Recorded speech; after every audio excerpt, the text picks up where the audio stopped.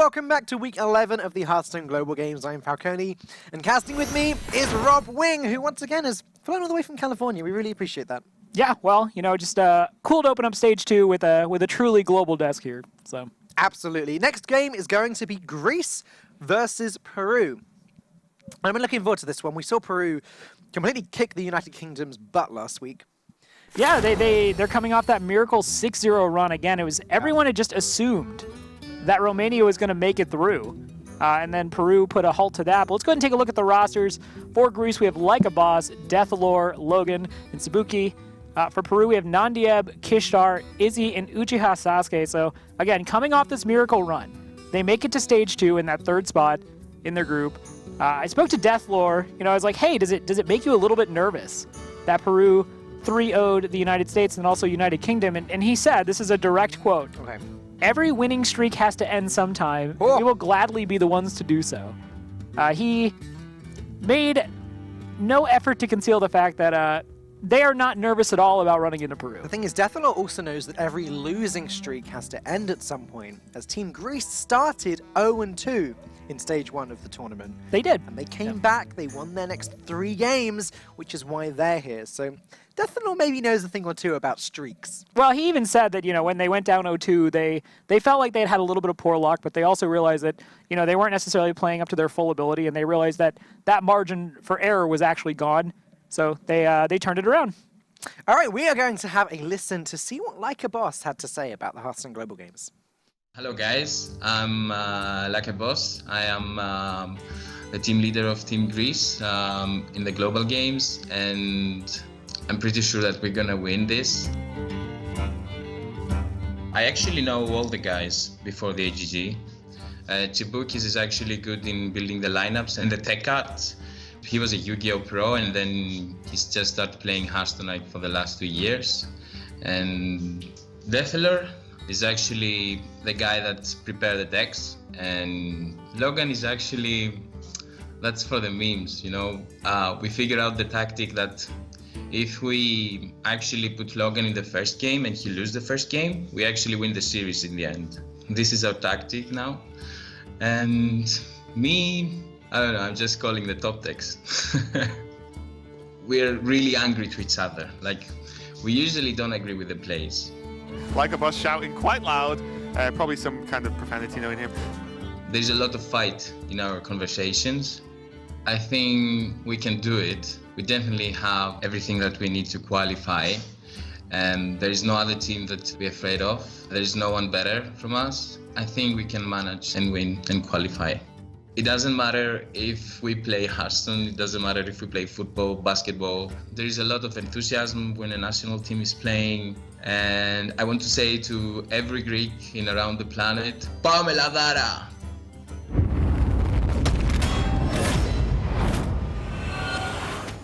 We're just hearing all of the battle cries of the different nations. What was, do you remember Tice's? Hup, Holland, hup. There you go. Yeah. Well, that's what Tice would have to say in return to Like a Boss there. But that's so interesting, kind of hearing a candid view of what they're like to each other. The fact that, yeah, they shout at each other, they get angry with the plays, they don't agree with each other, but they got here, so...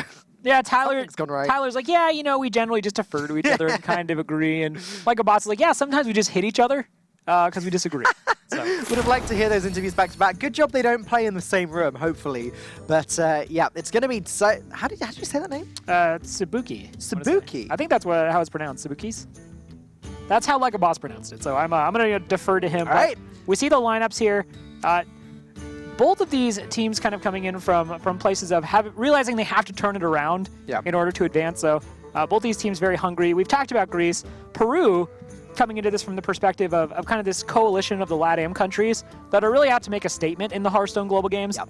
You know, they often feel a little bit overshadowed by USA and Canada by virtue of sharing the Americas regions with them. And, you know, a lot of the Hearthstone Championship Tour players generally tending to come from either USA or Canada. Obviously, there are some representatives from LATAM, but they really want to use the Hearthstone Global Games as a chance to show that they belong on that global stage with the rest of the team. And I think them losing their first couple of series was just BM. Like they did that, then like, okay, now we'll just win 6 games in a row. Yeah. Let's do this. Let's really prove ourselves. We can come back from nothing. Let's make a name for ourselves. And now Peru are going to be in it and want to continue this winning streak. Deathalore said to you, said to me, he wants to end this winning streak. Yeah, he wants to start his own 3-0 winning streak there, so It's going to be Paladin versus Mage coming up first. Two of the classes we've seen quite a lot today already. I think it's fair to say that. The Paladin, if it's a more control-y Paladin, they can run a lot of healing, can outlast a lot of the Mage's damage. But the Burn Mage has a lot of damage, and a lot of sustain damage, and a lot of chip damage, as we've been calling it. Thanks to Medivh, they've got a great way of controlling the board as well. So it really is up to the control Paladin to play these equalities, play these Pyromancers, use their board clears wisely, control the board, and also manage the healing as well. right, yeah, there's a lot of ways this matchup can go depending upon the minutia of the deck list, but I don't want it to necessarily get swept under the rug, just how impressive it was for Peru to go 6-0 versus the United Kingdom and the United States. Obviously, the United Kingdom had a bit of a rough time in Stage 1, but that is a team of highly qualified, skilled players, and obviously the USA, one of the most feared teams in all the Hearthstone Global Games. So to go 6-0, we talked to Nandiab a bit at the end of the interview, at the end of the match in the interview, and he was very clear about the fact that they're very happy. They think they can do it. It isn't a situation where they're coming from a point of necessarily feeling like underdogs, right? Yeah. And again, LATAM, 4 out of 5 of their teams made it to Stage 2, so Yeah. I'm really excited to see what Peru can do against Greece. Well, Rob, our teams, your team, my team, they were united in their defeat to Peru there. Sure, yeah, our cultures have a lot in common, but losing to Peru is now one more thing. Right, it looks like it's going to be more control-y Shaman, the Pyromancer, and the Idle Peacekeeper point that out to us, but just the Those aren't typical Shaman cards, Dan. Paladin. Hey. I am getting my classes all mixed up, and then I was going to call Peru the Paladin. And Peru using the typical Burn Mage that you'd expect. Yeah, Volcanic Potion, I think against any Paladin right now feels like a solid keep. You're at least always going to get some kind of value based on the hero power, but they're going and making the read that they don't need it. Instead, get a Medivh's Valet and 2 copies of Primordial Glyph. Have a lot of flexibility going there.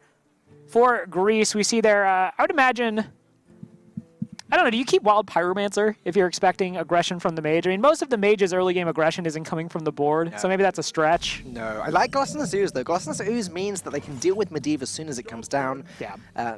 Sobu and Sobu, I'm never going to say his name right. You're just going to have to say his name over. Sabuki. Sabuki. Yeah. I'm not Sobu, Sabuki, and Deathalore there gonna just hold on to that Gluttonous Ooze until they can destroy that Atiesh later on. In the meantime, they need to pick up something to actually put on the board. This turn 1 is pretty sad. Yeah, one thing worth noting is that Gluttonous Ooze certainly deals with the Atiesh, but part of the upside of Medivh is you still have the 7/7 body. So you're going to have to find a way to either Peacekeeper it or just equality and some spell or Primordial Drake off the board. But Swamp Ooze won't necessarily do all the work there. But yeah, to your original point, though, they're going to have to start finding more proactive things to do. The Mage, though, not really off to that burning hot start they normally have with that Mana Worm Arcanologist. Kind of just the flexibility and the ability to draw into potential answers.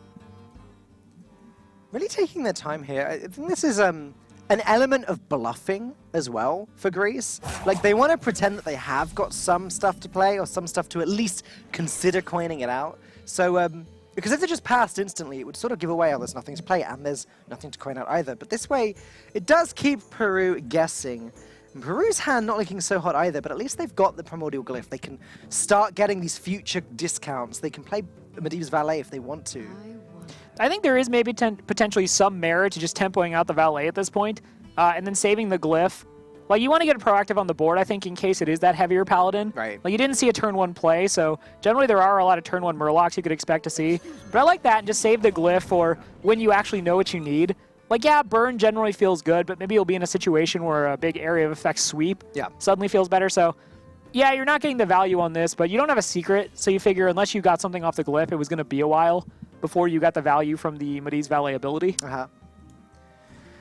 And now we're back to Greece. Yeah. Where they have no 2-drop. They can consider using their hero power, I guess. Coining out Stonehill Defender is an okay consideration. Well, I mean, if you coin out the Stonehill Defender, I guess there's the potential you pick up Tar Creeper, which helps you fill out the curve. But It's pretty sad, though, in the long run, because you want to get Tyrians from the Stonehill Defenders. You want to get Sunkeeper Tareem. If you've got to pick up a Tar Creeper just to play on curve, then something is not going your way. They're really taking their time with these plays, though. Well, I mean, it's a situation where there isn't anything that feels super intuitive. Maybe it just ends up being a hero power pass kind of turn, and that's exactly what it ends up being.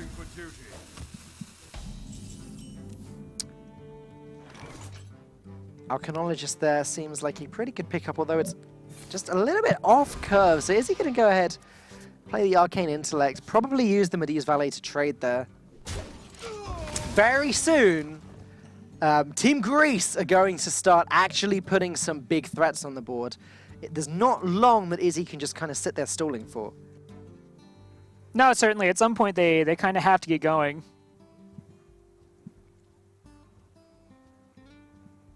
Now Stonehill Defender comes down, right? I can't think of any reason that they wouldn't want to, unless they want to play Hydrologist and one of the secrets. I don't even know what secret you'd want. I mean, Hydrologist would contest the damage valet, and then if you get a secret there. Yeah, I'm not...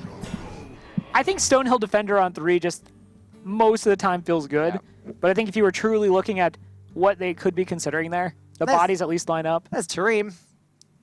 Primordial Drake's got to be a consideration as well. Twilight Geomancer, not so much. Give your Cthulhu taunt.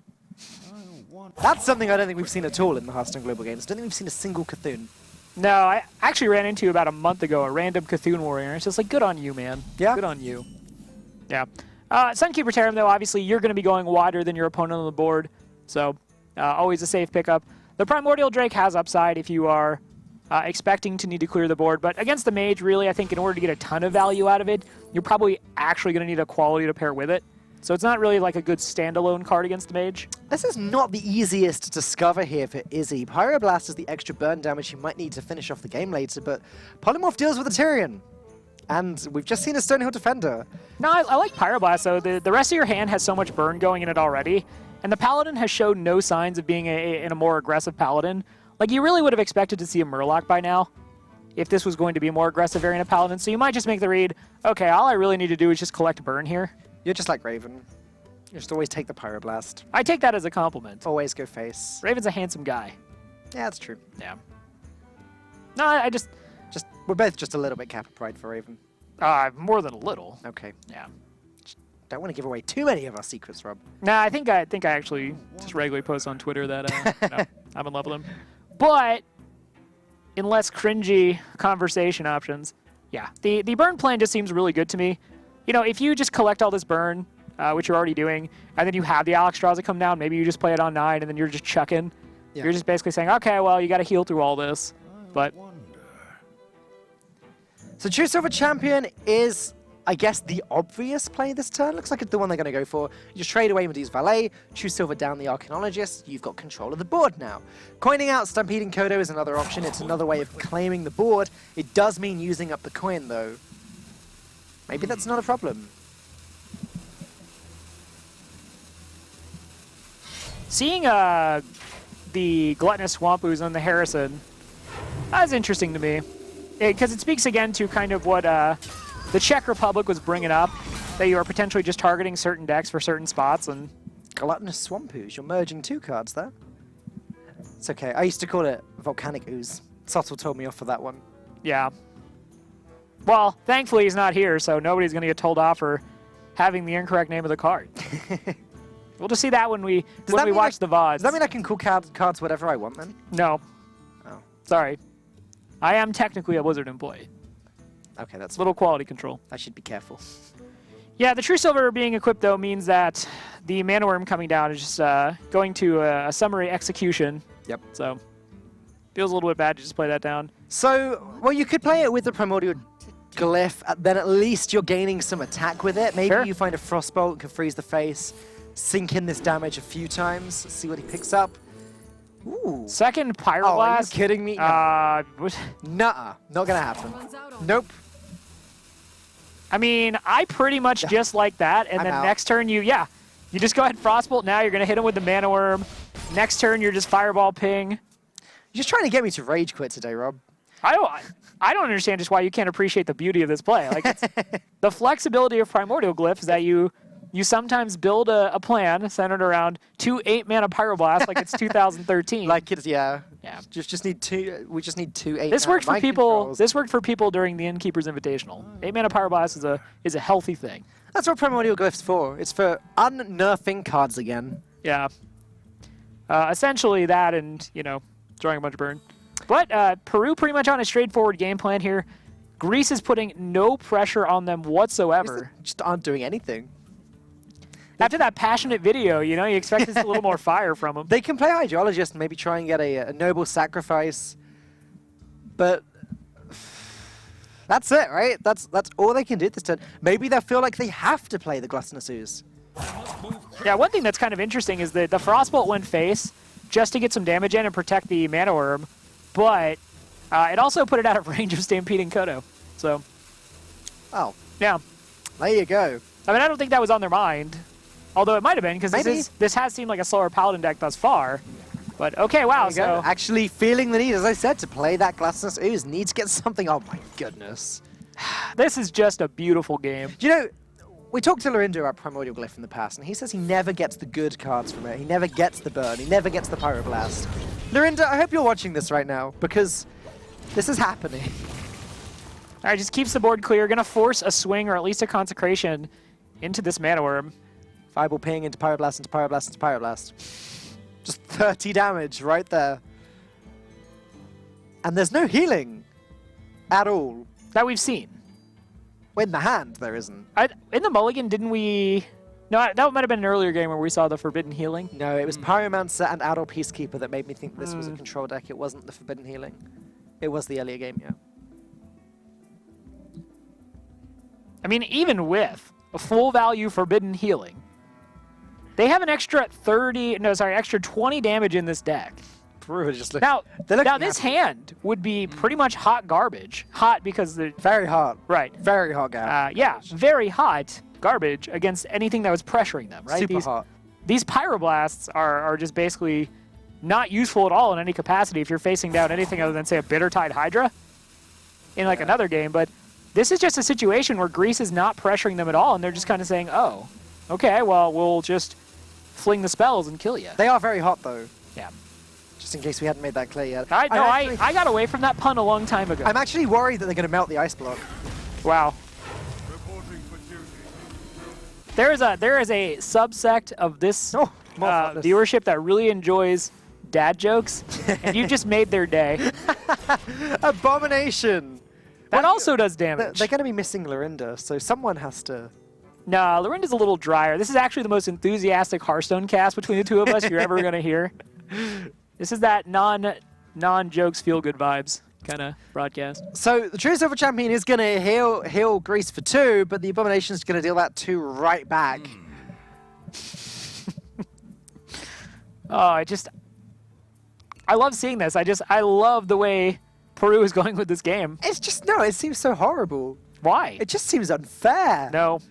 There's 30 damage over the next 3 turns. They had to discover those, okay? They had to build they could have been like you and been like, oh, I'm going to get a polymorph for the Tyrion. No. It wouldn't matter if Greece was still at full health. Those 3 Pyroblasts would still kill him. Yeah. Well, no, because the True Silvers would. I'm not actually rooting against Greece. For the record, I'm just in favor of 3 Pyroblasts. That is... I'm going to tell like a boss what you said. I legitimately would like you to not, because I'm pretty sure he would very aggressively come for you. The menagerie is for dead. I'll just have something in my DMs that just says Robert. Like, no, I don't answer this. Right. All right, well, Curator coming down. And then there's going to be the sacrifice. Yeah. All right, now we sling the Pyroblast. Are we afraid of Eye for an Eye? Well, we test for you can't test for it. No, you test for it with the... Yeah, you test for it with the attack into the Noble Sack. Oh! Yeah.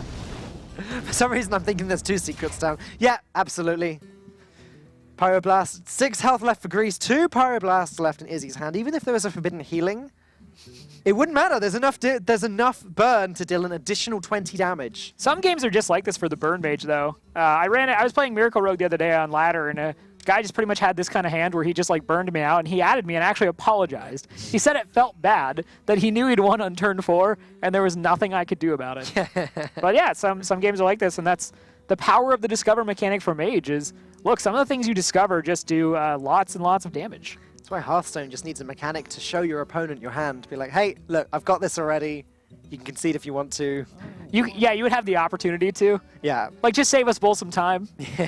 I've got 2 Pyroblasts unfireable here. You don't have any healing. Let's just call this a day. Let's be civil about this. Yeah. Well, Greece, they're spending their time just essentially considering anything that is in the realm of possibility they can do, assuming they don't die on the next turn to burn. They're just going to put down big taunt. Celebrations there from Do you win now with the fireball, or do you show them that you actually discovered? Oh, you play the Pyroblast for sure. Oh, yeah. In fact, maybe you even like Straza your opponent's face and then win over 2 turns. Oh, my goodness. Look at that. Yeah. Oh, Death Lord not looking happy. Look at that. Oh, okay, well, sometimes that happens. Yeah, Peru, and Peru leading up to this had, when they started their winning ways again, they had actually gone more towards aggressive decks in general. Yeah. We saw them use Burn Mage against USA, and they also just had, well, it was actually, I guess, just an aggressive Secret Mage with Cabal Crystal Runner, but they've been playing these aggressive styles, and it's been working out for them. No polymorphs off Discover. I'm sure in the past, Pyroblast never appeared in aggressive mage decks. You know that's not true. Well, yeah, Yeah, there was. I mean, that was like literally the most powerful deck in 2014. Let's go ahead and take a look, though, at where we are in the series. If you've been watching, you should know exactly where we are. Peru up 1-0. This is now 7 games in a row for Peru. Yeah. It's going to be up to Uchiha Sasuke to get him that 8th. Going to be on Rogue against Logan. And, not a shot at Logan, but Logan has traditionally lost games. But that's usually when he's going first. So Greece has kind of mixed it up. Wow, Rob. No, it's the meme. They said it. That's just cruel. Logan said in TJ's spreadsheet all those weeks ago. I like to bring this up now because I haven't actually had the pleasure of casting Greece yet. Sure. So I've been looking at all of these facts for the same time. He says there are a lot of worthy Greece players. He said that he was proud to have been voted into the Hearthstone Global Games. It really means something to him because he felt as though a lot of the other people that could have been voted in deserved it just as much, if not more, than he did.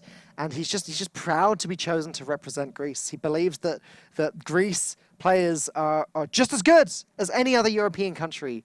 And he's ready to show that they've got what it takes to win the whole thing. Yeah, if you're a Greek, you love to see that. You just love to see someone proud to be Greek. You see, just all across the Hearthstone Global Games in general, I really appreciated how much a lot of the players we're getting to know just through this tournament are actually just saying, I am just 100% proud to come out and represent my country and show all the people who voted me in that I was a worthwhile pick. Mexico also, Epsilon brought that up to me once, just saying, like, I want to prove to Mexico that I was the right choice for this. So it is really cool to see. Obviously Logan's had what the rest of the team jokingly say is just he's the bad RNG attractor. He just always gets the bad luck. And his teammates don't mind that as long as he's a magnet to the bad luck. And then they gets it all, and then they get the good luck. The Hearthstone Global Games means more to these players than just prize pool. That much is certain. There's a lot of national pride in this tournament. We said earlier that, sure, okay, some people abandon their own countries and just cheer on the big names. But for every person that does that, there's even more people that are cheering on their own country, watching every single game that their own country are participating in, and they really want to see them win. They really want to put their country's name on the Hearthstone map. Not that one. Not the Azeroth map. Oh, yeah. Different map. Okay. But the Hearthstone map. Sure. No, it's been a lot of fun to watch. I know that, when I go back and kind of review some of these VODs, you see in chat just people spamming for their country, and it's been a great source of entertainment for a number of people, and also an opportunity for some of the lesser-known players to kind of get their name out there. Yeah. We are going to be seeing in this next game, though, it's going to be Rogue versus Druid. We saw this earlier today. Again, the Rogues, regardless of build, are a little bit frail at times. The aggressive Druid losing to the the Quest Rogue with Shard bouncing. There are wrinkles. That obviously Glacial Shard is one such wrinkle. Oh. Okay, we are going to see Miracle Rogue versus Aggro Druid. So Miracle Rogue is both, it's a deck both of us have been playing a lot of. They're depending upon the specific cards in this deck. There are certain cards that have better interaction points. For example, Vilespine Slayer lines up pretty decently into Bittertide Hydra. Yeah. If you if you get the early Blood Mage Thalnos, Fan of Knives, prep, you can do a lot of work with the board, but this is certainly something that favors the Aggro Druid. Chichisaski really wants Edwin Van Cleef here. That's all, I see this opening hand, that's all I think about. Just mulligan for Edwin Van Cleef? Oh my goodness, like, you don't actually need both counterfeit coins. Maybe you just you keep one counterfeit coin, throw everything else. If you're going hard on the Edwin strategy, but no, he's playing it like a sensible person plays the deck and for more win conditions. I don't know. Hallucination to me personally, so this was the deck when I was climbing to Legend last month, this was the deck I played from 5 to Legend, and I ran into a lot of Aggro Druid, and my mulligan strategy kind of changed as it went on. I actually found that Hallucination, because you're playing against Druid, has some really powerful options. You can get the swipe, you can get Starfall. Yep. Prep also makes it just that much stronger because you can tempo out the spells way earlier than they're generally intended to come out. But there's also just armor generation effects, there's big taunts, there's a lot there, but I don't think I arrived at keeping it off the mulligan was what I wanted to do, and especially when you already had the counterfeit coin, I felt like maybe you could have kind of gone for the Edwin line or tried to find Fan of Knives, backstab, eviscerate. I guess the thing is here with keeping Hallucination in the mulligan is that often you don't want to play it until you're certain what you're playing against. Sure. If you're against an Aggro Druid, then you're going to find out straight away. You're going to Sure. see a Firefly or a Bloodsoul Corsair or something. As we've seen, Logan play Bloodsoul Corsair turn 1, gets the patches out 2.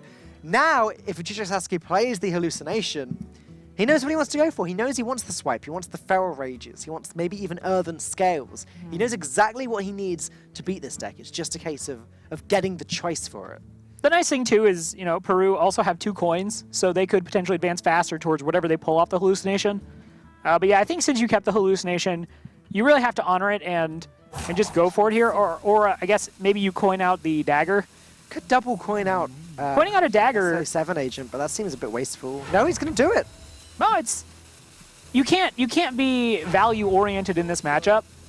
I just worry that a quick mark of your Siraj, as we can see there is one in Logan's hand. Quick mark of your Siraj would just deal with that SS7 agent. Still forces a trade. You're still getting a clean board. I think that at the end of the day you're okay with. Yeah. The only reason I was suggesting Dagger there is if you got rid of the patches, it played around the potential for Mark of the Wild, Power of the Wild buffs to come out, and then you take more damage. But I don't dislike this play either. You get a 3 health, 3 attack minion on the board, and you're essentially saying, okay, you have to have something a little bit extra to deal with it.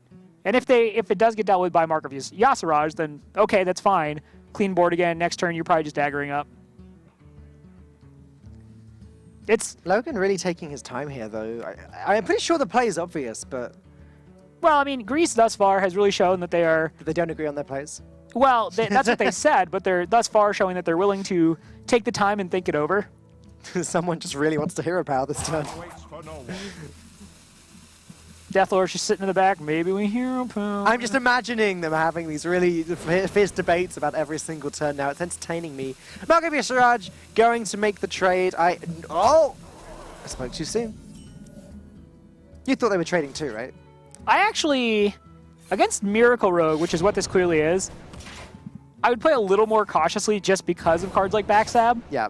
But that said, the biggest drawback now is since the trade isn't automatic, you're going into a turn where Vicious Fledgling is automatically contested, so I think that's another reason you want to make the trade there. Second Fledgling, though, it makes playing the first seem like a more straightforward choice, because you play that, sure, it trades with the S7 agent, then you play the other one. Yeah. It's possible that Peru aren't going to have a way of dealing with that.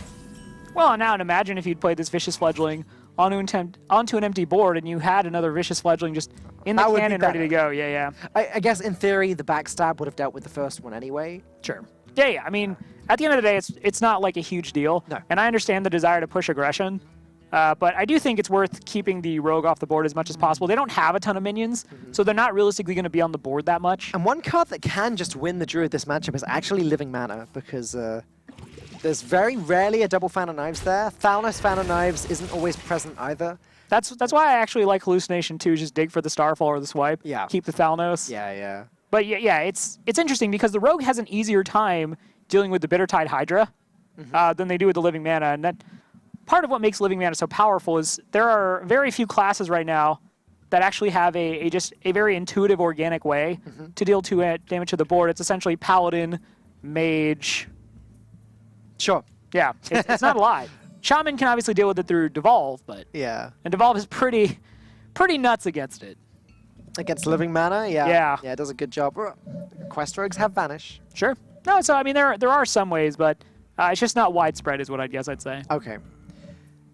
So now Logan's probably wondering, does he play Vicious Fledgling and play Mark of the Lotus? Because he can Living Mana on the following turn, then Mark of the Lotus the turn after that. Does he really need the second Mark of the Lotus? And does buffing this up to a 4/4 make it less likely to be destroyed? It does. You're playing around the potential for second backstab, which we see right there. We can see there's a Thanos anyway, so even if it was a 4/4, Thanos backstab dagger would have dealt with it. The important point, though, is you go through scenarios with the rogue where you're making them have increasingly strange things. Yep. Not even strange necessarily, I guess. Things that you just wouldn't expect them to have 9 cards into the deck. Yeah. There's the answer, by the way, to that Living Mana you were talking about. Yeah, earlier. this is an easy You were choice. saying Thanos plus swipe will deal with the Living Mana. And then I just backstab and hit him with the dagger here on the fledgling. Yeah. I think it's just so important to say that you're actually set if you take this against basically the premier threats, and then you're pretty much just, okay, how do I deal with kind of the smaller stuff? Yeah. You have that gadget stand ready to go at some point. You'll probably draw into preps. Yeah, I like backstab, hit, and then just redagger here. And I mean, obviously we can see Grease's hand, so we know that feels good, but Yeah, I mean, look, I can see Grease's hand, and I'm thinking, yeah, you can drop the Thanos now, backstab. Logan's playing Living Mana next turn, so then you just play the swipe next turn.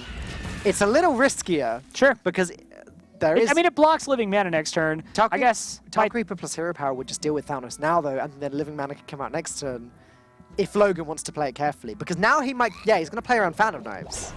But that's my thing. It's like getting the Living Mana to be delayed a turn is not better for you. No. So that's why I actually like holding the Thanos there. Yeah.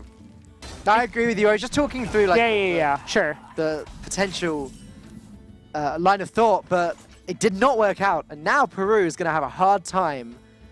Sorry, now Greece is going to have... No, Peru is going to have a hard time. One of dealing these with Living Mana teams because that Dan has yet to identify. is going to have a hard time with something Right. or another. Somebody's going to have a bad day. Yeah. Yeah. Well, and that's yeah, especially maybe if you didn't have the swipe, you say, okay, I just need to draw into more things. But once you get the swipe off the hallucination, you have the Thanos already, and you're heading in to the Living Yeah. Mana turn. But yeah, They can it's pick in the up Fan of past. Knives later, I guess. On turn 7, Fan of Knives plus Swipe is a play. Playing Valspine Slayer on turn 5 with no combo, that feels pretty disappointing. Well, at this point, they just want to get the 3/4 up. But I agree, it's not what you want to be doing with the Slayer.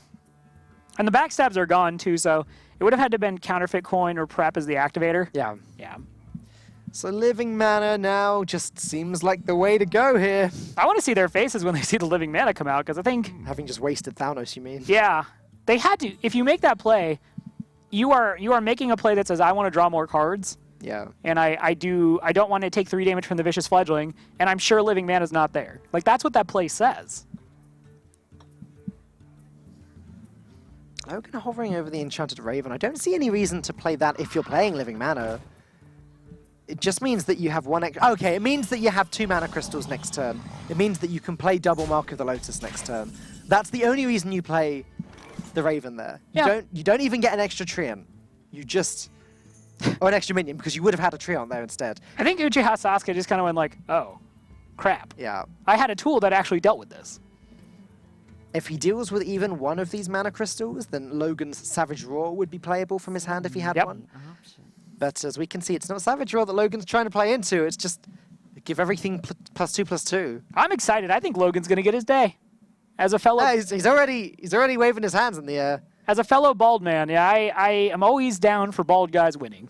We don't get enough of those. You both have impressive beards too. Well, his is like actually like more impressive. Mine is have to be on camera. Try not to look like a Viking. Ah, okay. For Logan, this look totally works though. Yeah. He is overjoyed. He's like, we're getting that win. I'm sure it would work for you too, Rob. Well, you know, when I give up this this life of adventuring, just going back to my lumberjack ways. Reno Jackson can take over for you. Wow, Uchiha Sasuke even going to deal with one. So Savage Roar is a very real threat here. Dealing with 2, actually. Well, I mean, Savador is the threat, but It's 14 damage. yeah. It's not hard to count Oof. that. I'm used to that number. Goodness, 3 Treants with Savage Roar. Yeah. seen that before. So Yeah, yes. this is basically a Savage yes. Roar. Go, play all the spells. Do you play the Panther or do you buff everything? I buff everything. I mean, you just saw an Eviscerate. You've seen 2 backstabs. It's really difficult, it feels like, for Peru to deal with larger minions. Yeah. And they're going to go up to 5/4s. You get +9/+9 if you play everything, which is crazy when you actually do the numbers. But you get damage now. That's... Yeah. I think I want the damage now. Well, if you play the Panther, you get the 3/2 and then +8/+8. So yeah, you do get slightly more stats, but you're right. The damage now is... It's my damage. I want it now. Okay, all right. You can have your damage. Thank you. But we'll see. We'll see if Logan agrees with you or not. He's playing the Panther first. Oh, sorry, the Power of the Wild first. I thought maybe that would indicate that they are playing the Panther, but nope. Nice try. They want their damage now too. Yeah. They're all 5/5s. Or 5/4s even. Get him. All right, you just set him to 5. And 5 is like realistically, even if this gets cleared somehow, you are essentially 1 hero power and then just a couple hero powers away, and you're forcing the rogue to... The rogue's not running taunts, it's not running heals. They can actually deal with all but one of them as well. Like Patches plus trading the Valspine Slayer deals with 1. The second Valspine Slayer in hand deals with the second. But you can't prevent that third chunk of 5 damage. He feels as though he's playing against a Quest Rogue right now. Quest Druid. Oh no, that does exist. It's We're going to have a quick look at Shaku before... Logan won! Before we call this a day. Is this his first win in the Hearthstone Global game? Logan just won the whole tournament in his mind. Oh, we don't get to see his victory cry. There we go. Yeah! Oh man, I wish I could hear him as well. That is an appropriate and attractive amount of enthusiasm. Just slapping himself on the chest, like... I want to interview Logan later. Yeah, I kind of want to just do a cosplay stream as Logan now, where I just get that excited. You just want to cosplay as everyone, Rob. I kind of, I got it on the brain right now. I've never done it before. I just know so many talented WoW cosplayers, so yeah. Fair enough. But it is going to be a win for Greece and now a tie series. Yeah. So I have to imagine Peru looks back at that and goes, maybe next time we just keep the Thalnos. Right. Yeah. Next up, it's going to be Deathalore versus Kishtar. Deathalore had to choose between the Hunter and the Shaman. Kishtar had to choose between Warrior and the Shaman. Let's find out what they picked. Shaman versus Warrior. Another Shaman being passed up today. Well, I assume everybody kind of has their, we're seeing teams start to throw together comprehensive strategies on what they want to approach, and getting a Shaman into, for Greece, getting a Shaman into a Warrior or another Shaman, they chose that over Hunter. Yep. And then the Kishtar chose the Warrior. Yeah, I'm not entirely sure every team has the same level of strategy going into it, at least for pick order, that we see from Czech Republic. I mean, as Deathalore said, it's a format with endless possibilities. If all of the teams were using the same strategy, then we would see Bloodbloom Warlock against against Paladin all day, every day. Yeah. But no, it was a nice treat when we did get it. So Kishtar, actually, for people who may not necessarily know, is a fairly well-known and popular streamer in Peru. You can tell by his backdrop. Yeah, he's got a lot of setup in there. That's mostly what he does. He actually just straight up admits he's not really, when he streams, he's not really streaming just the top level decks and trying to grind HCT points. He's mostly an entertainment streamer. So I think more in the vein of like Disguised Toast. Right. Yeah. Well, that's part of what the Hearthstone Global Games is. It's got like the best player in the country according to HCT points, and then it's got the popular players, and a lot of them are streamers, a lot of them are YouTubers, a lot of them aren't players with a lot of competitive pedigree. But they're all in it together. The best players are bringing the lesser players on the team up. And yeah, that's just sort of part of what the spirit of the Hearthstone Global Games is. Deathalore, on the other side of things for Greece, he plays for Millennium. Former teammate of mine, actually. We were pretty good friends back on Fate to Karma, way back when. I like Deathalore a lot. Yeah, he's a good guy. He's also does some casting, I want to say. Deathalore does some casting. So I've heard a little bit of that. Just a very charismatic guy, fun guy to talk to as well. So. Yeah, he is. He's a cool one. And I am expecting him to just be bringing the Evolved Shaman, because I think we'd be fools if we expected anything else. Though, yesterday, there were two, as we've said already today a few times, there were two other Shaman decks, one Elemental, one Jade. Right. It's definitely, they're the outliers of the day. They're definitely not the done thing. And, yeah, this looks like an Evolved Shaman to me. Yeah, I was just thinking, I feel like I've seen Kishtar actually play a fair bit of Quest Warrior. It's something he feels comfortable on. Now, this is a matchup we've actually seen a few times. We've actually seen it twice thus far, yesterday and today. So in one matchup, we saw the first one, the Warrior just never really got the card draw going, never really got to the removal, was forced to use the removal a little ineffectively, and then the Shaman just kind of ran him over. In today's matchup, we saw I want to say it was Mitsuhide from the Netherlands playing Quest Warrior, and he was much more patient, sniffed out the fact that Bloodlust wasn't in hand, and then just basically starved the Shaman out, using kind of board presence to actually do a lot of the heavy lifting for board removal. So we've seen two different approaches to this and two different results. But in general, I think this one is kind of in the middle. It really just depends on how the Warrior chooses to use the removal and realistically what it gets access to in the early game. Yeah, I still lean towards the Warrior. It's all about the Brawl. It's all about the Sleep with the Fishes. It was Karakute versus Mitsuhide earlier, and Karakute just wasn't really able to play anything. She wasn't able to bait out the Brawl, if you remember. Right. She was just playing everything she had, like, please, Mitsuhide, play the Brawl, play the darn Brawl. But it just never happened. We can see that Kishtar has the Brawl in his hand ready to go. He needs a Ravaging Ghoul, he needs to Sleep with the Fishes, but I'd say he's in a good spot. Yeah, I do want to point out as well, looking through my notes, Peru played Warrior all 5 times in Stage 1. They actually had a pretty good spread otherwise in classes they were playing. Yeah. But Warrior seems to be Kishtar in specific, his comfort pick. So Sure. That might be something we are starting to see, as I mentioned earlier, teams kind of actually make the read that this is what they're comfortable with, this is what they're playing, this is what we'll target. So that might be something Peru wants to look into. And given Kishtar's background as someone who is more used to streaming than competing, it might just be that he doesn't necessarily feel comfortable playing a range of decks. So the teams have to play to the individual player's strengths. That is important in the Hearthstone Global Games. However, a lot of the teams have said to us, we play every game together. The person who's piloting the deck doesn't actually have any more power than everyone else on the team. Well, that's on a team-to-team basis. I think, yeah, yeah, of course. Like I said, the Netherlands are a team of people who are all fairly chilled out, and there's very little ego, I think. Yeah. I don't know if that's necessarily the case with Peru. We saw Greece, they just straight up admitted. Yeah. There's a lot of arguments, so it's different from team to team, and really it's a cool opportunity to kind of get to know It's their something that personalities. Firebat was saying as well. Like, as far as he's concerned, the person who's actually holding the mouse doesn't have a... What's going on here? Oh my goodness, we That's saw Kishtar. Kishtar, that is something you do in ranked play. I mean, yeah, a lot of the minions are small. No, I don't mind it against the Shaman, because what are you realistically expecting to pull out? A Firefly, a Flame Tongue Totem, a Mana Totem? I agree, but what I'm saying is, do you have to do that to win the game? It just seems like, to me, an unnecessary risk. Look, I'll do that all the time in ranked play. I'll just be like, maybe I just win this now. But that is something to where, like, even if something small gets pulled out, what if there's Flame Tongue Totem? Yeah, you're right.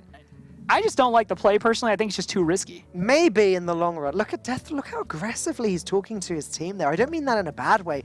Not aggressively, passionately. Look how passionately he's talking to his team there. That's a better way of putting it.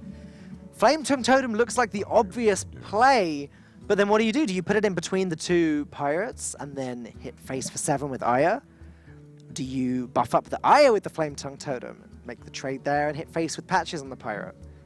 I kind of wonder if this at all changes the dynamic of the evolve either. It probably doesn't, but you do have the opportunity to evolve this minion into a 7-drop.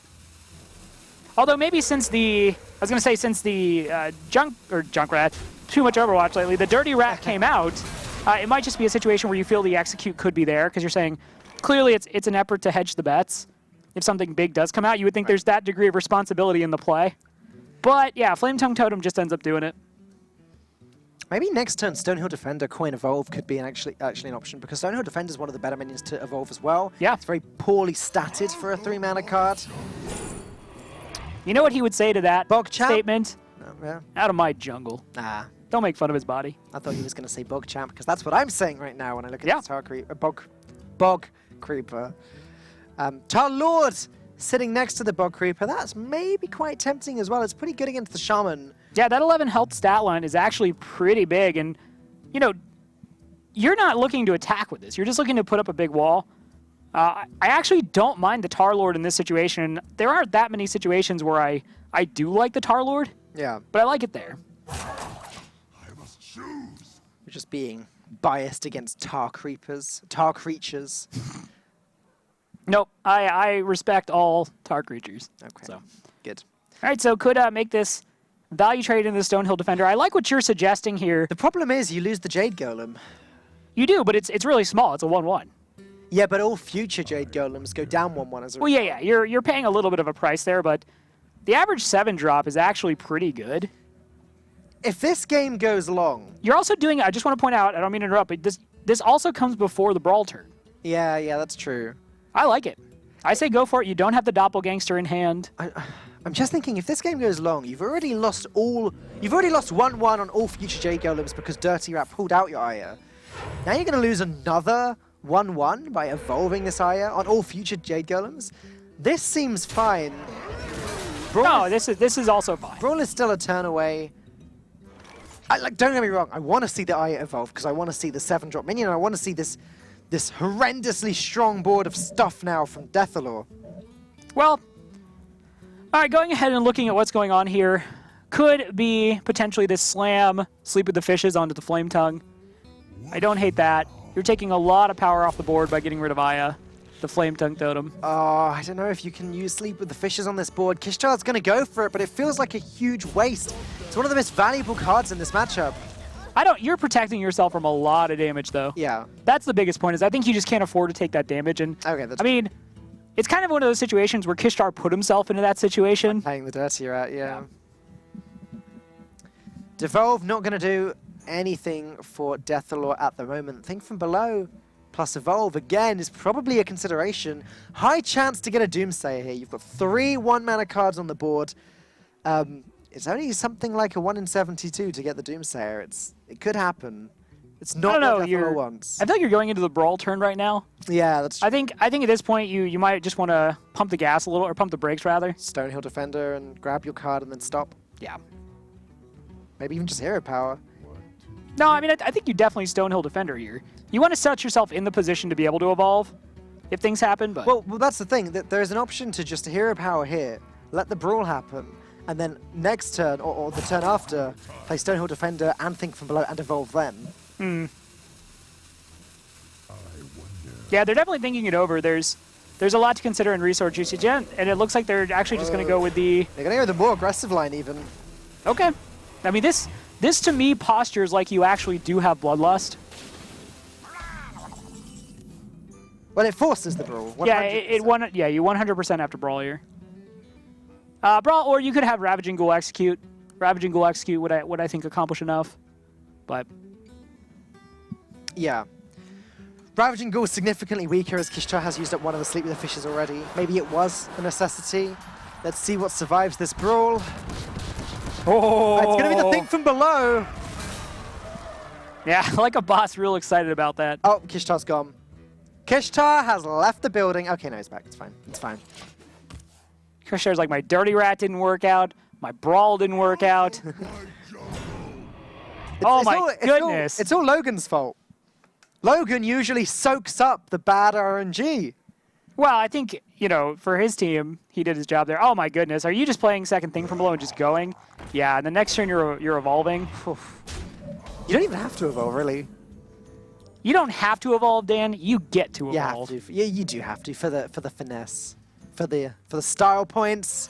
Stonehill Defender. Is there anything for 6 mana that feels really bad that you would get off of evolve? Yeah, the 1/1. Yeah, okay. There's literally just that, I think. Oh no, because Think from Below is a 6 mana card, so you get 7. 7 mana. Yeah, and I was gonna say Ornery Direhorn is another 6-drop you probably don't want to get, but yeah. So there aren't many bad 7-drops. Just roll 2 Baron Geddons. Sure. That's more damage. I can't think of what the lowest statted 7-drops are, actually. They're not that bad at all.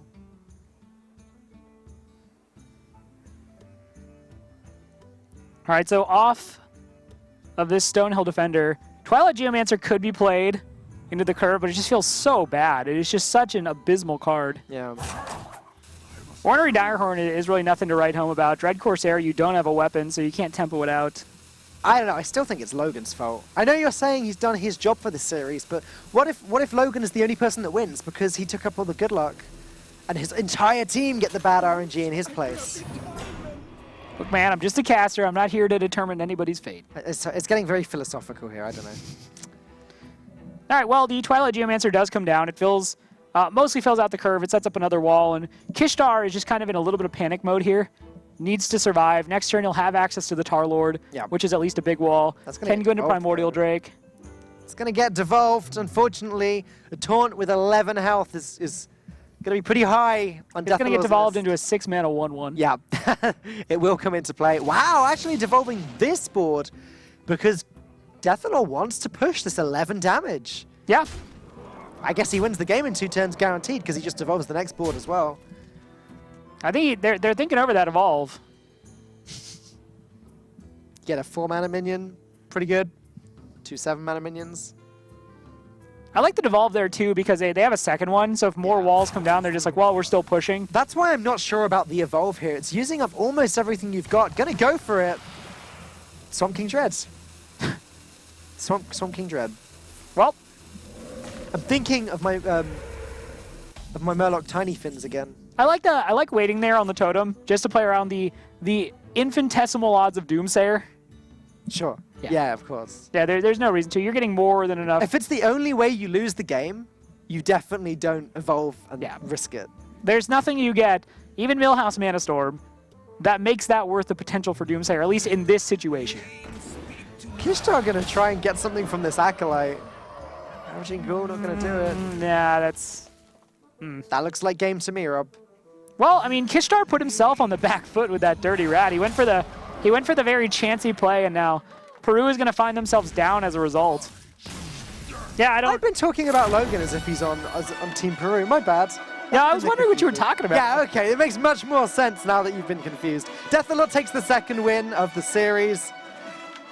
Yeah, okay. I don't know what happened there. Okay, Logan, yeah, using up the good luck. That's great. It worked out perfectly. Okay, I'm back on track. I'm back with it. All right, well, Deathlord said that he was more than willing to come in and end Peru's streak, and he has broken their at least unbeaten game streak. They went 7 games on it, but now they're currently 0-2 in this streak, and Logan beat him to it, though. Greece just looking to put the nail in the coffin now. Yeah, Logan taking up the bad, the good RNG, preventing the other team from getting it. Yeah, okay, that's a great strategy. I'm back on board. No one's annoyed with Logan anymore. Yeah, well, Logan certainly played that well. Again, I don't want to harp on it too much, but I think if we look at that last game, Kishtar certainly could have played that differently. Yeah. I think the Dirty Rat. You're gonna keep talking about the Dirty Rat, Rob. I agree with you entirely. I think I understand why he did it against the Evolved Shaman rather than any other deck.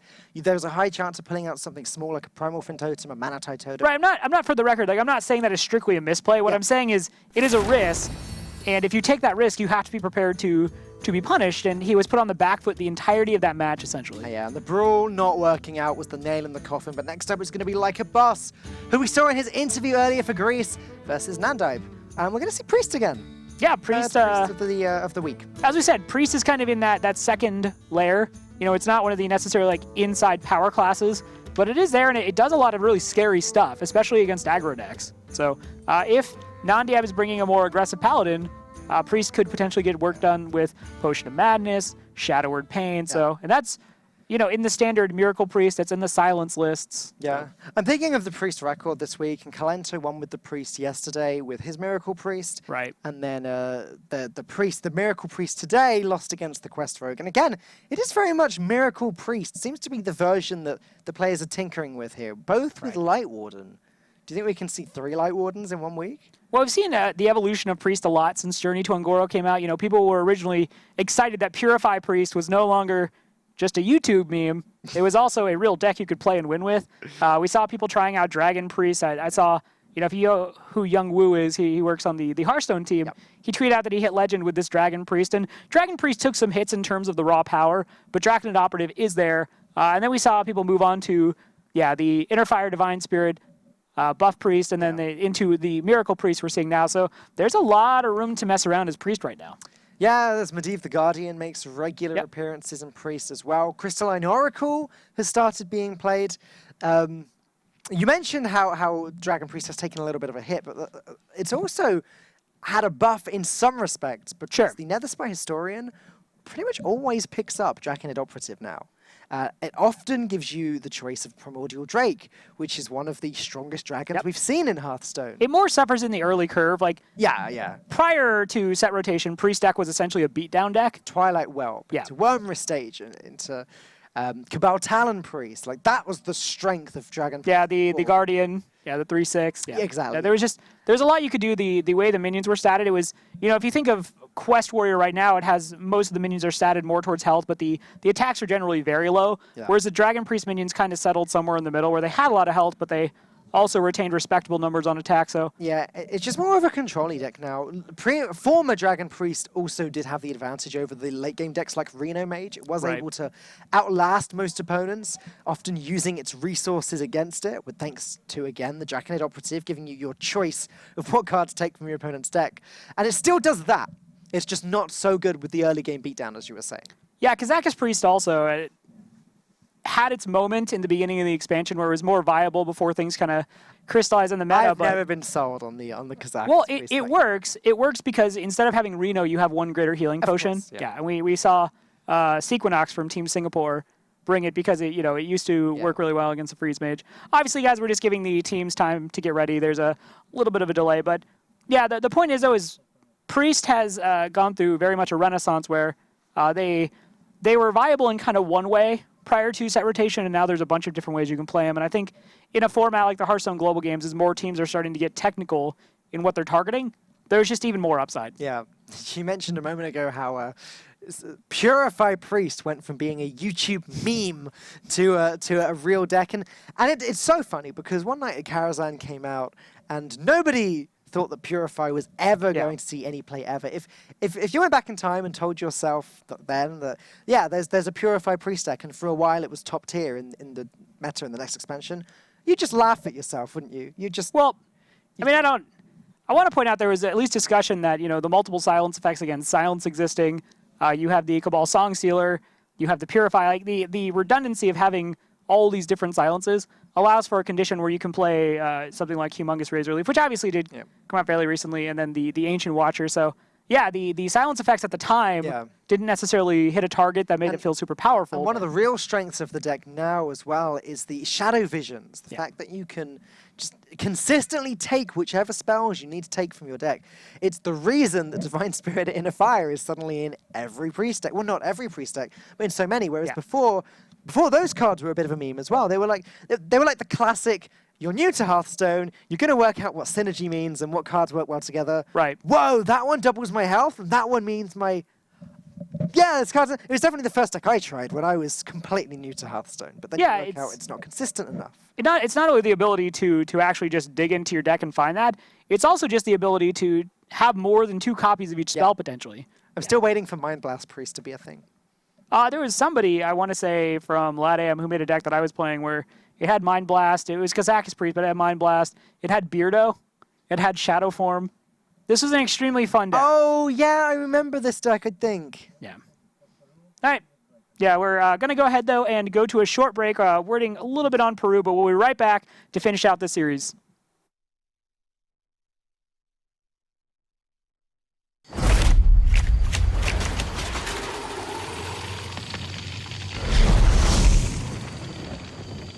We're almost there. Quiet down, everyone.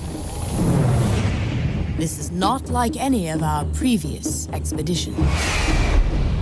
This will be far more ambitious. We're stepping into a land of primordial wonder. Infused with astonishing elemental energies. The plant life here holds very unusual properties. So don't touch anything. And while you may be excited to see the local fauna, you might want to make sure they don't see you. Because their powers of adaptation are devastating.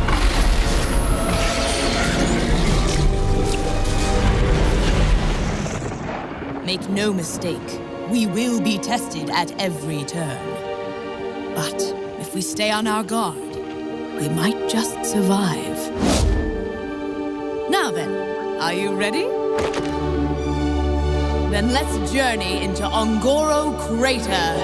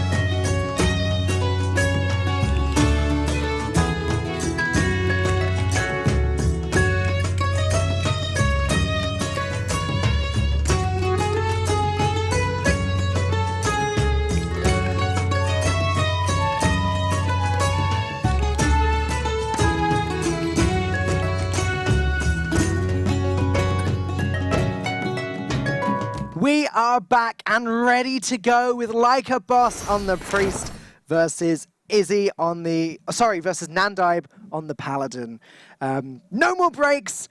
They've sorted their issues, and we're just going to get right ahead with this. So we're having a nice long chat about Priest and the evolution of the class since Ngoro came out. But realistically, I'm expecting this to be Miracle Priest again. I don't remember any... We've seen actually a lot of Peru over on the North America broadcast. I don't remember anything that specifically would tell me that Peru is playing Miracle Priest, but yeah, obviously a little spot of internet issues there happens to the best of us, especially when you stay in hotels as a caster. I'm just going with the trend of it. Ooh, It's Dragon nice Priest. try, Dragon Priest. Okay. Okay, so Dragon Priest obviously can be extremely powerful, and especially with Draconid Operative in the deck. That's pretty much the reason why you play Dragon Priest. It is the singular card that makes the build truly stand out. You're right. It's just, you're going to play that Netherspite Historian on 2. You're going to discover another Draconid Operative. Well, Netherspite Historian in itself can actually just be game-winning against the more control-y decks because you can just grab multiple Ysseras or something. Yeah, you can grind them out in value. Chances are you're taking the Operative, as you said, and going to try and take the value from your opponent's deck. Well, see, you take the Operative, and then you take their Tyrion. The Tyrion, of course. And then from the next one, you take the Zoth, so that you can, if there is one. Well, okay, so they can't take Ragnaros Lightlord. This is, like, hear me out. This is a little far-fetched, but because this deck is no longer front-loaded on the early turns in terms of power, I actually talked with one pro player who was saying that if you know you're playing against Dragon Priest, which is kind of rare right now, it's kind of okay to just keep Tyrion in the opening hand. I'm serious now. Yeah. Just to make sure that your opponent can't get one, let alone multiple Tyrion. There was a strategy back when anything can happen Paladin was a thing. Yep. Where against Priest, you just keep anything can happen just to make sure that they can't get it from their Operative and win the game with your own Murlocs before you get the chance to. No, there was nothing more satisfying back in that era to just rip their anything and just kill them with it. Yeah. Yeah. That was the equivalent of just the Tomahawk Jam. Just put them on a poster. Turn 1 Northshire Cleric looks like the obvious play to me. Did they coin out the Power Word Shield? I don't really see the benefit to doing that this turn. No, there's nothing coming out from the Paladin on 2 No. that you think could deal with this, so... No Bluegill Warrior with If the buff. If Nandiab plays down the Pyramids or now, then okay. Then you can equip your Power Word Shield if you really feel you have to, but you know, you've got the Netherspite Historian lining up nicely. This just basically chases the hero power off the board for the most part. Yeah. Yeah, just completely puts a halt to pretty much everything the Paladin can do at the moment. Like you said, Pyromancer could come down, but it's probably important to save that for the synergy that it's got with Consecrations and Equalities, so I think Nandibe just does nothing this turn. Gotta be honest, watching the Greek players in action, they just seem like they'd be really fun to hang out with. And I did. At a party? I did get a chance to see Like a Boss last year at the Hearthstone Championship Tour. He's a lot of bluster, but he's a really nice guy. So definitely got huge personalities, these guys. yeah. All right, well, Netherspite Historian seems good. Curious Glimmerroot is also another card which just, in terms of outvaluing control-type decks, Curious Glimmerroot is actually extremely frustrating to go against. Right. It is just a 3-mana 3/3, which that body's not necessarily awful. That's not But horrible. you also just, most of the time, in metas that are figured out, just generate another card. Yeah, it's very, very rare nowadays. Now, like, once the expansion's been out for a few weeks, maybe a month, it's very, very rare that anyone gets a Curious Glimmerroot wrong, and it wouldn't be the first time a Tyrion has appeared from that card as well. It's just another way that you can get that value. The card actually ends up being so good that it appears in these Dragon decks even. Yeah. So, All right, we saw the Power Word Shield come out there. Might just be a play around to Rallying Blade. yeah. Yep, that makes sense. And just holding onto the coin seems good too. You can Glimmerroot on 3 next turn. Maybe coin out the Bookworm if you need to later. Oh, nope, going to consider coining out another Space Historian. Well, they do hint to Peru that they have a 2-drop they were looking at playing out because that is obviously where the coin is. Not that that's necessarily the end of the world, and Peru probably figured there were other options as well. And The main thing, real quick though, is that they don't know this is Dragon Priest yet, so they were probably more expecting at the 2 spot. You're thinking Radiant Elemental. Yeah, that's true. Nandeeb just can't do anything. Hero Power just gives Like a Boss a card draw. While Pyromancer gonna have to play it for the body. Loses out on a real synergy in the deck there, and it's gonna just get eaten up by Shadow Word Pain by the looks of things. Can Shadow Word Pain and still coin out the Netherspite Historian if they want to. just to make sure they're also developing and finding more resources on this turn while neutralizing one of Peru's threats. Don't think you necessarily need to, but it is interesting in the idea of just getting more information. Right. The 1/3 body is fairly irrelevant. One thing I am curious about, the deck I mentioned that Young Woo played had the Inner Fire Divine Spirit combo just in there. Okay. Just the 4 cards is just part of that suite. I've seen some priest decks that just run a one of both. Yeah. Because again, Shadow Visions, if you need the card, you can often just get it up and get a surprise lethal with it, or just surprise huge advantage. In fact, I think even before Ngoro came out, as we see that adult Peacekeeper get picked up pretty quickly, I think. Yeah. Even before Ngoro got picked up, some Dragon Priests ran Divine Spirit just to use on their Twilight Guardian, just to buff it up a little bit more. So the cards are just strong. They don't need to be in their own deck to work. So interesting decision there by Greece to go ahead and develop the Curious Glimmer route and not get rid of the Wild Pyromancer. This way does allow them now to play the Nethersight Historian and the Shadow Word Pain without having to give up the coin. Seems like a solid turn. Twilight Drake also seems like a solid turn, though. I think I like that less on a board that's facing down the Pyromancer and the True Silver. It gets worse over time, though, because Sunkeeper Tarim is a card that exists when you get to turn 6. We're only going into turn 5 for the Paladin at the moment. Well, sure, but if you keep the Paladin off the board, you know, and you're putting down threats. Yeah. Yeah, I mean, it might just be used to make the minion a 3/3, but it's like if there's no real follow-up and it's just played on 6, I don't know, it's not necessarily that bad. Hovered over it, considering all of the options. I do like the Netherspire Historian Shadowwood Pain, though. That makes a lot of sense to me. Pick up your Jacketed Operative to play on turn 5. Sure. Or not, as it's Onyxia, Ooh. Fairy Dragon, or Malagos. So, if the deck is not running Holy Nova, I think I just like Onyxia there. The Dragonfire Potion, like, frankly, it's just going to deal with most of the minions anyway. Yeah. But yeah, not a Draconid Operative. I might want to report that game. That might be a bug. Yeah, no specific priest cards. Again, Discover has additional chance of getting cards from your own class rather than neutral cards. Right. So it is surprising when you don't see anything from the own class there. Kodo about to just come down, though. Yeah, just stomp on that Northshire Cleric. Kodo just taking out the Northshire Cleric just as nature promised. Feels good for Nandib. No longer needs to play around it by not playing his hero power ever. Greece picks up Shadow Visions. We can take a further look at which spells are running his deck in just a moment. So what do you think about just getting the Twilight Drake now? I don't think it's Twilight Drake, or you coin out the Bookworm. Bookworm seems pretty solid getting rid of Kodo. Yeah, that's fair. Just go ahead and get rid of it. I guess the Drake gets a little bit smaller is my only consideration, but this lines up pretty cleanly.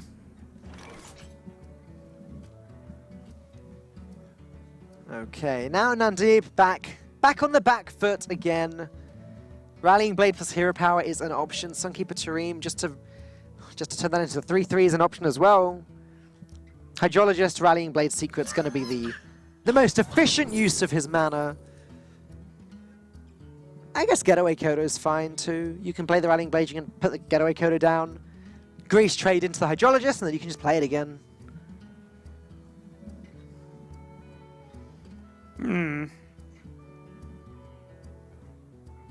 I wonder. Yeah.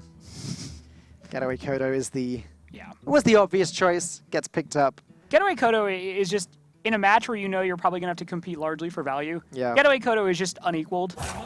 We can see that as well. With an Onyxia in hand, another Netherspire Historian somewhere, 2 operatives somewhere in the deck. The value game is going to be important here. I don't mind just playing the Getaway Kodo, because if the Hydrologist gets destroyed, great, you just play it again. Pick up another Getaway Kodo. Infinite value. Yeah. Just unlimited 2/2s. Until Getaway Kodo stops showing up. Yeah. Nah, you don't think about that. Okay. Don't worry about it. All right, well, just testing for that secret seed that's Getaway Kodo. Could choose to go ahead and heal back up the dragon there, play the Twilight Drake. I mean, at some point you got to play that Twilight Drake, and I don't know. Maybe you're planning on having more cards later. I don't think you're ever really playing into a quality Consecration or Tarim either. I don't mind the Twilight Drake at all. Do you consider the Gluttonous Ooze here on this Rallying Blade? Probably not. No, if you think you're going to have to play a long value game against Paladin, I really think it's best saved against Ashbringer. Especially since you're looking at potentially healing the dragon up to 6 health. Rallying Blade is just also not really like a premium target. No, you'd even rather get a true silver champion from it. I just don't know if you can afford to be picky, but I think against the Paladin, yeah, you can. You're worth it. You deserve to be picky. He's got complete control of the board here. Yeah. He's almost guaranteed to be able to just deal with the Tyrion easily later. Shadow of Death plus Gluttonous Ooze does a great job of that. So I don't actually hate Tarim here. I think these are two really inconvenient minions to deal with otherwise. Yeah, it's the only play too. Yeah. What else do you do? Hydrologist, Getaway Kodo again? I mean, you said infinite value. Yeah? Just go. Pick your dragon. I guess you deal with the Bookworm in case there's the ability to silence. Don't think it matters too much though. Oh, there's a mouse sneaking to the volcano drums. What are you doing, spectator? You stop right there. I said no. Don't you play with that plant. Okay, thank you. Oh, hey. Come on. You go back over to that turtle shell. Well, there's no stopping the volcano, I guess. Twice in one day, nice. I don't know who you are, nameless hero. And with that, Yep. Nadeep decides to end his turn. Those So- poor players, they don't even know what's going on. The real battle for the volcano. All right, well, another Twilight Drake into the hand for Greece, so could just make another burly Twilight Drake. Yeah, I'm going to start with Powered Shield. I don't mind this. See if you can pick up something better. Maybe the Draconid Operative finally gets put into the hand. Nope. Priest of the Feast. Priest of the Feast is just another solid card used in most Priest decks nowadays. Just the fact that it's a 4-mana 3/6. Yeah. It's great stats for its mana cost. It's the same as Water Elemental, for example. But it's the fact that it It's just... a good stat line. The fact that it just auto beats mages is a pretty good card. Yeah, I did run into that this morning with, I just had the Priest down to 3, and then I had the Power Blast. I'm like, all right, we're good. Oh, dear. They had a bunch of cards, and it was just Priest of the Feast into like double Power Word Shield, a bunch of dear. nonsense. Yeah, that's not what you You want. just can't concede fast enough. No. Well, got the Priest of the Feast. This doesn't seem like the time to play it.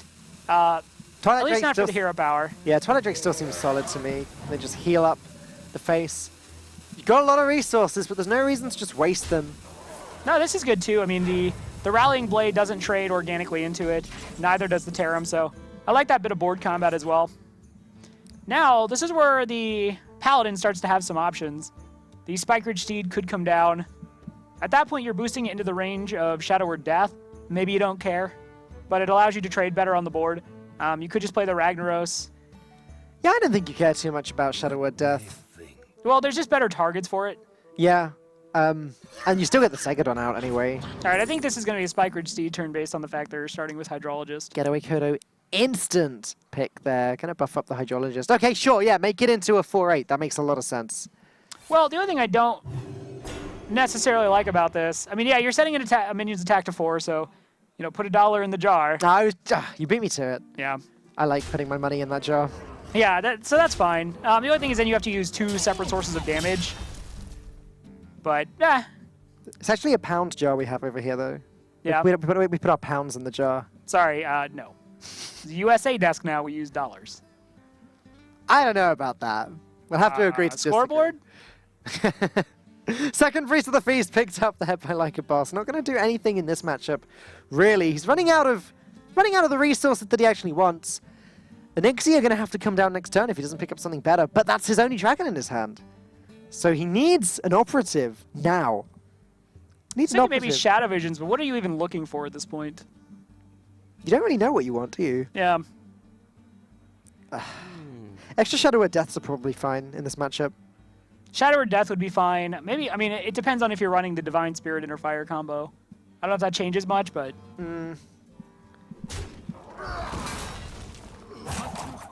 Sure, just go ahead and reduce the attack to 1. In an ideal world, you can Potion of Madness that later.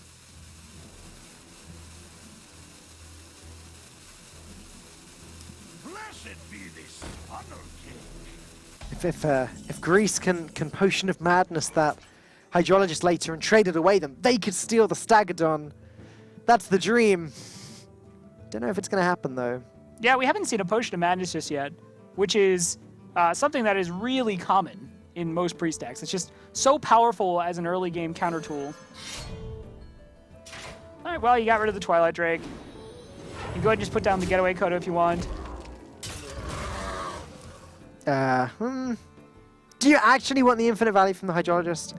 I guess there's not really a reason not to. Well, I mean, you could sit on it and then save it for say, Tyrion. for the Tyrion. Yeah. Or even the Rag Light Lord.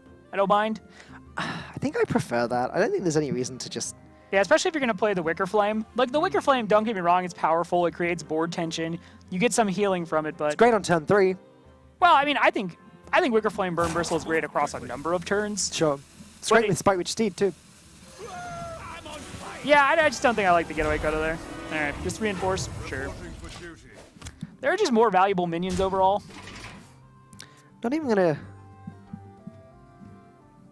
Oh, at least the Trailblazer looks like a really good pickup for Lycabos. He needs to play the value game here a little bit. And Yeah, the Shadow Vision's into Ungoro pack mechanic. we were saying before we didn't know what Lycabos wanted from the Shadow Visions. I think we've got our answer. Yeah. This jungle hides. Gonna go straight for it right now. He's There's got a that lot of phase. secrets in this jungle. Yeah. All right, well, you can just go ahead and kill off the Burn Bristle. Now, the thing about Shadow Visions here is maybe you haven't gone far enough in your deck. We haven't seen Shadowward Pain. We haven't seen Shadowward Death. Yeah, but every turn you hold off, you're a turn closer to actually drawing the pack. Unfortunately, Lycabos didn't get it here. Does have the option to take Potion of Madness, though, which might be the best pickup. I think Death is probably the one you want to go for, as you still don't have an answer for Raglight Lord or for Tyrion yet, and you need it sooner rather than later. Sure. But Potion of Madness definitely worth considering. They're all really good for different reasons. I think maybe Shadowward Pain is the one I'm thinking of least. I think Potion of Madness might just accomplish a lot of the same goals I have. I got a little better. I got excited then because I thought he could put both of those 3 attack minions into the Hydrologist, Right. then potion it and then trade it in to destroy it this turn. But going to hold off, going to wait, maybe do that next turn. Tyrion picked up, though, maybe the punish for not taking the Shadowward Death. Yeah. Tyrion right on time.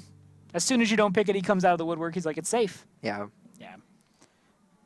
Well, yeah, so they could have just had the Stegadon there. As choosing to wait. I wonder. Now, one nice thing, you're obviously afraid of the potential for Shadowward Death onto either of these minions, but I don't think that stops you from playing the Tyrion. You go ahead, sacrifice that last weapon charge. Do you play the Getaway Kodo? Yes. It's a little bit risky. Well, I mean, you're either going to get the Hydrologist or the Tyrion. Like, I guess, are you patient enough to sit there and wait for the Hydrologist to go away, the Stegadon to go away? No, of course you're not. I just... The alternative is that you just play Raglight Lord and chill. Yeah, I don't mind that either. You know you're getting 8 health back. Trade in the Hydrologist into the Outer Peacekeeper, play the Raglight Lord. That works for me. This will set up for Potion of Madness, though. That is one thing to be aware of. Yeah, it will. It will. But the Rag would still live through it, so getting a Stegadon at this point in the game is not necessarily backbreaking. Okay, that's good. You do want that. If you're like a boss, you want that. Yeah.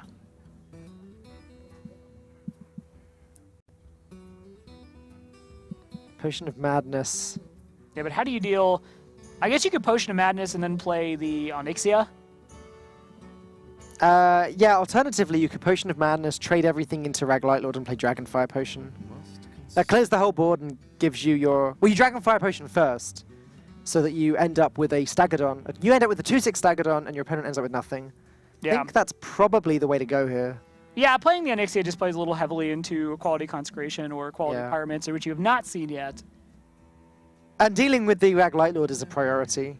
Yeah. It's so disappointing. Like a boss might regret not picking up the death here. I think he definitely will once Tyrion goes down. But yeah, it looks like he's going to make that play. So now you Dragonfire Potion, and then you trade both in. Oh, no, not going to go with the Dragonfire Potion.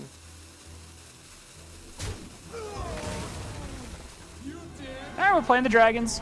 Okay, really going all in here.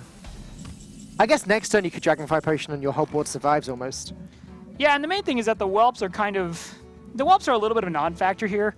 You've already seen one Pyromancer, so you know there's probably a second in the deck somewhere. Yeah. You know there's Consecrations. So you're probably not really living in a world where you're expecting to get too much out of them. Yep. Yeah, and that's another reason I don't mind, at least from the board state consideration. You're saying I don't need to get maximum whelps? No, 4 is enough. 4 is enough whelps. Yeah. I mean, it's just extra pressure, but it looks like they're really just gunning for the 8A body. 4 is enough whelps for this Onyxia. Yeah, I think now that I look back on this, I actually like the turn you were suggesting a little better. Yeah, the advantage to doing it this way is that Onyxia doesn't get damaged by Dragonfire Potion. So maybe next turn you can kind of get the free board trade. I mean, it didn't play Pyromancer either, so... Actually, this is insane now. You just use the whelps to clear up the Divine Shield and put Tyrion down to 5. No, that's what I'm surprised, is like playing the Tyrion into the whelps. Yeah.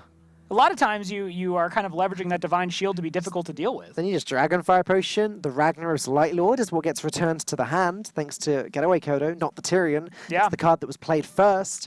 And then you can even Gluttonous Ooze to get rid of the Ashbringer. This is such a strong play now from Greece. I can see why they did what they did last turn. Makes more sense trading in the Priest of the Feast, yeah, because The whelps, yeah. the whelps don't die to the Dragonfire Potion. This is just insane. Incredible. Mandeep not going to be feeling too good about that one. Especially now. It's okay, he's got another one coming from Stonehill Defender. But yeah, this suddenly swings pretty heavily, and we see the Pyromancer Forbidden Healing, but unless this is a quality... Ooh. All right, still a chance. You could still get a quality off of this. They're just going to go straight for the Rag Light Lord to basically contest the Onyxia. Yeah, if Onyxia has to trade into this, and you've seen that your opponent hasn't played a Shadow of Death yet, you expect they would have played one if they had it. You do, but it seemed like they have a setup to deal with the powerful board, so maybe True. you just rake the read that they were kind of trying to bait you into that. It's true. But yeah, just playing down the Rag Light Lord. Yeah, it heals him for 8 anyway, so yeah. But you could just be in the world where you send a whelp into a Rag Light Lord. Well, it doesn't matter. Rag Light Lord would do the trade. Yeah. Yeah. Yeah, I don't think there's any reason to stop being aggressive for the Priest now. Do you play the if North you- Cleric and draw a card? Well, I was thinking, what if you Potion of Madness, put the 1/1 into Rag Light Lord, trade everything except Onyxia and then Drake?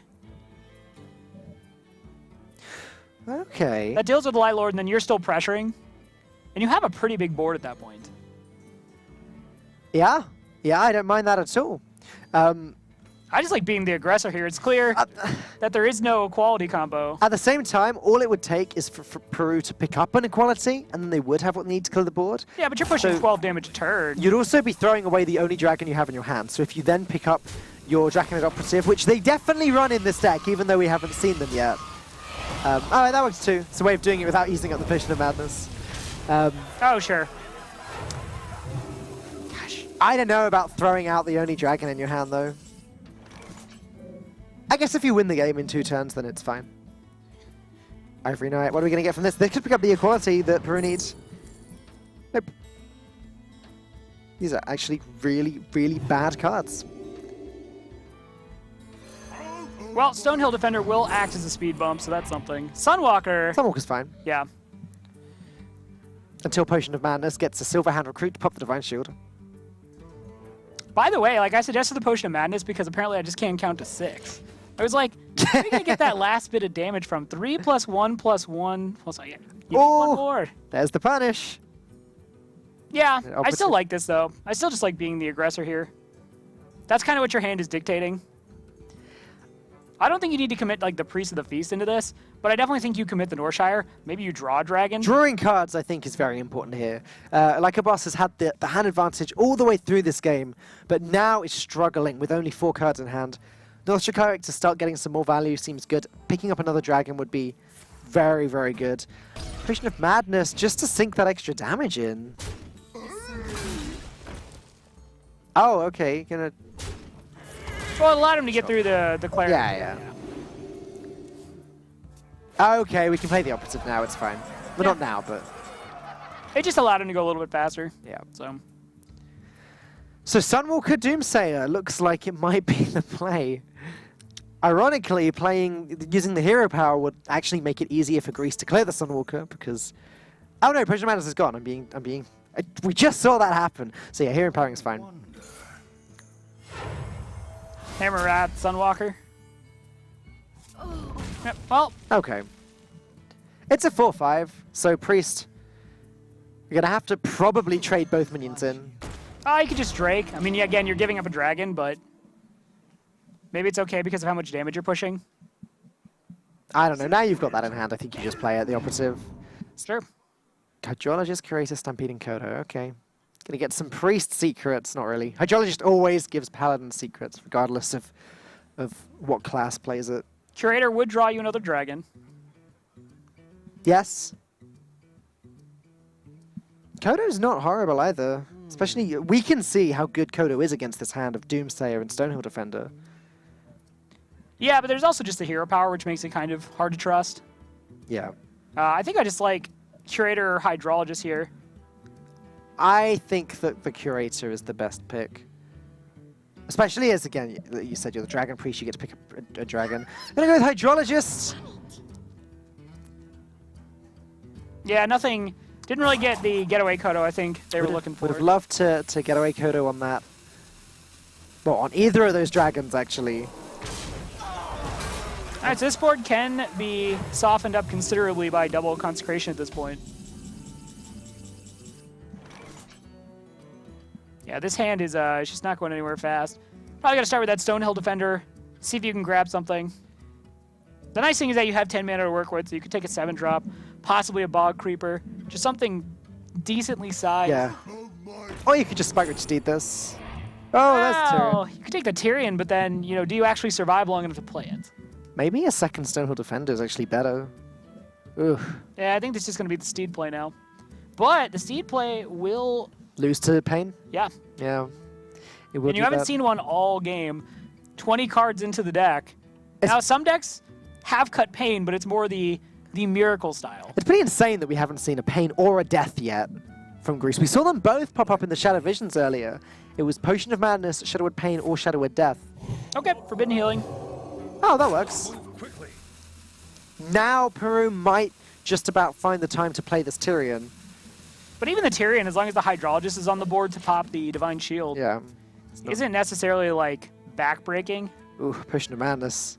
Sorry, Potion of... That's... Potion of Dragon. Now I'm getting my potions mixed up. Potion of Dragonfire. Dragonfire Potion. Gonna put a stop to any big boards Nandib comes up with. Do you think there's any chance Nandib runs N'Zoth? Because Tyrion now into a potential N'Zoth next turn could be pretty big. Obviously, I'm the advocate of N'Zoth being in Paladin decks. But Clearly. yeah, I don't know. We haven't seen anything to suggest it, but, you know, we didn't either yesterday. I don't know. I guess my big question is, can you play Control Paladin realistically and not run N'Zoth? That just seems weird to me because it feels like N'Zoth is kind of your win condition. Right. But okay. It's the wrong one.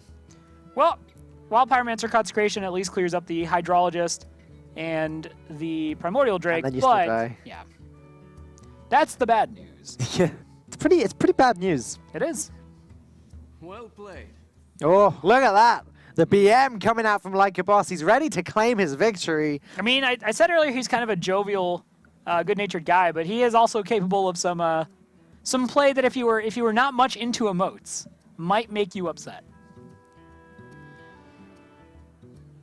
Pyromancer Spike Rich Steed is okay. Means that Shadowwood Pain won't get you. As we can see, there's no death. And Doomsayer as well. Okay, this is kind of like Peru's final attempt to get rid of this board, but Dragonfire Potion is going to cause them a problem. Dragonfire Potion, then deal with the Pyromancer, then Pain the Staggadon. It's just lethal, isn't it? Yeah, that's very much lethal. That's more than lethal. That's over lethal.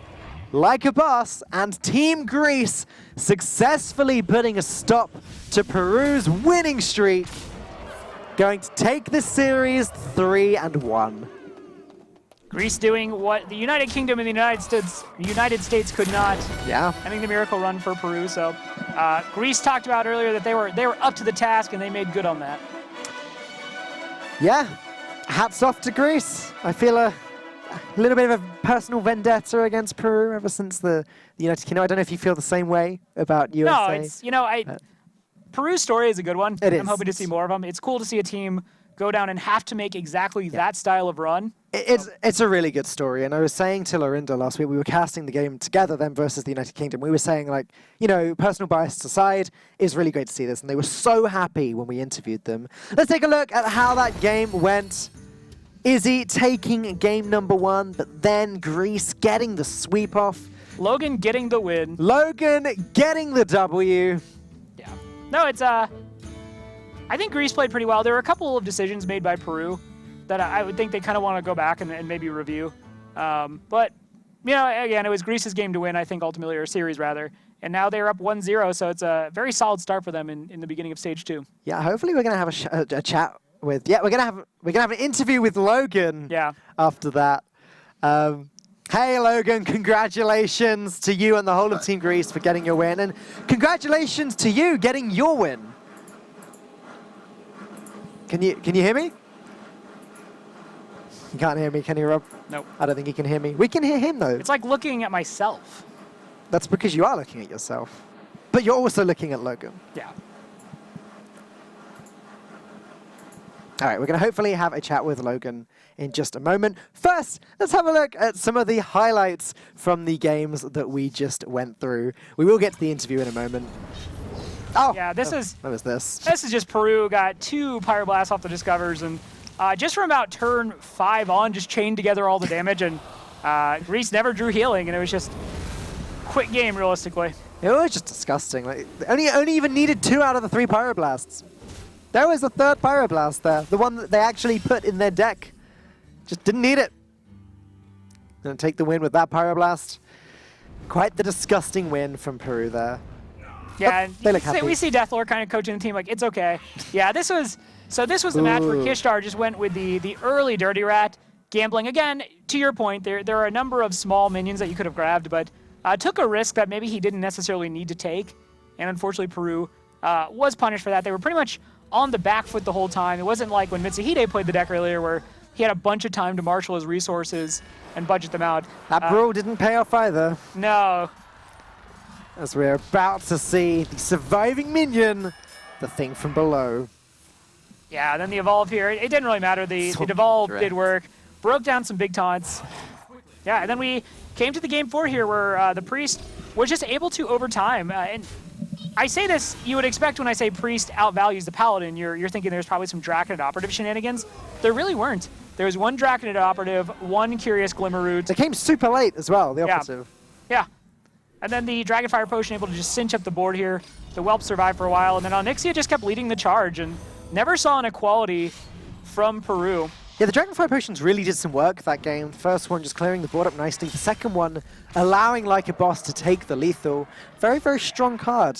Imagine that. You got a full board of dragons. Dragonfire Potion turns out to be a pretty strong card. Yeah, and I don't think I've ever seen the Whelps live off of Onyxia. They just always die. Yeah? They're essentially cursed, but... Died eventually. Yeah. Well, Like a Boss and Team Greece able to spot the lethal here, jam that Hydrologist in, play the Dragonfire Potion, Shadow Pain on the Stegodon, and that was all she wrote. That was all she wrote for this game, indeed. Greece taking a decisive victory there against Peru. And feeling pretty good about it. Again, we're in Stage 2 of the Hearthstone Global Games now. Each team only actually plays 3 games in Stage 2. Winning a single game, if the tiebreakers are good enough, can be enough for some of the teams to get them through. If Greece win 1 more series, then they're going to be feeling very comfortable. Yeah, and Greece in general feeling really comfortable. They think they've really turned the corner in terms of their communication. Yes, at the beginning of the series, we saw that there is generally argument and some shouting even in passionate moments, but yeah. All right, we're going to try once again to have a chat with Logan. Hey, Logan, can you hear me? Mm-hmm. Can you hear me? I can hear you, Logan. Can you hear me? He can't hear me. Oh, dear. I could just talk about bald stuff. Nope. Yeah, right. Feel free, Rob. Well, you know, being bald, not great. Nature and genetics severely working against me, but I managed to get that win, and, you know, it feels good. Great. Okay, All we right, don't need to interview Logan anymore. Let's take one last look at Group E to see what it looks like now that this game is finished. 2 games been played in Group E now, with Ukraine beating Austria and Greece beating Peru there. Looks pretty clear which teams are on top, because each team's only either won one game or lost one game. Yeah, Deathlore straight up told me when I asked, I said, what two teams do you expect to be at the top of Group E? And no surprise, he said Greece and Ukraine. Yeah. As I'm Austria sure would probably say Austria and Ukraine, and Peru yeah. would probably say Peru and Ukraine. So Ukraine's certainly the team that everyone is kind of keeping their eye on, and rightfully so. But Not a huge surprise here when you look at their HCT performances recently. Right, yep. All right, we are going to go to a short 10-minute break, and we'll be back in just a moment with USA versus Belgium. Don't go anywhere.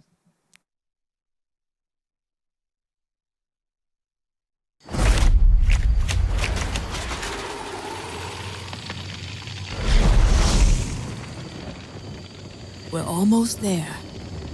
Quiet down, everyone. This is not like any of our previous expeditions. This will be far more ambitious. We're stepping into a land of primordial wonder. Infused with astonishing elemental energies. The plant life here holds very unusual properties. So don't touch anything. And while you may be excited to see the local fauna, you might want to make sure they don't see you.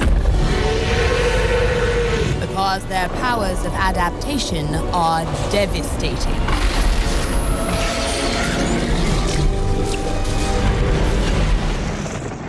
Make no mistake, we will be tested at every turn. But if we stay on our guard, we might just survive. Now then, are you ready? Then let's journey into Ongoro Crater.